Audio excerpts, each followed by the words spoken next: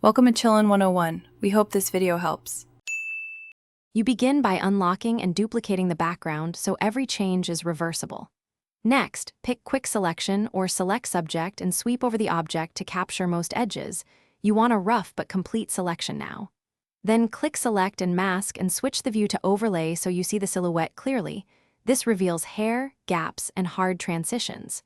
Make sure the radius is modest, about 0. 5 to 5 pixels, because this controls where refine tools take effect. Proceed to refine with the brush. Once inside Select and Mask, switch to the Refine Edge brush and paint along any fine detail like hair or textured edges. This tells Photoshop how to separate foreground from background accurately. Then tweak global sliders, smooth for jagged outlines, feather for softening, contrast to tighten edges, and shift edge to contract or expand the mask. Small adjustments make big differences.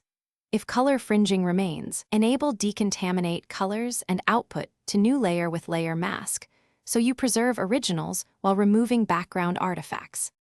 Finish by cleaning the mask manually.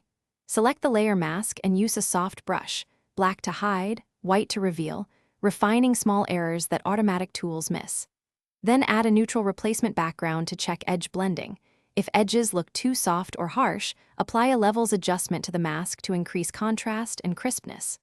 Finally, if stubborn artifacts remain, duplicate visible layers, use clone stamp or healing on that flattened copy to remove blemishes, and save as PNG for transparency. If color fringe appears, remember to sample nearby colors and paint on a low opacity brush as a quick fix. Thanks for watching. Consider subscribing if we helped you.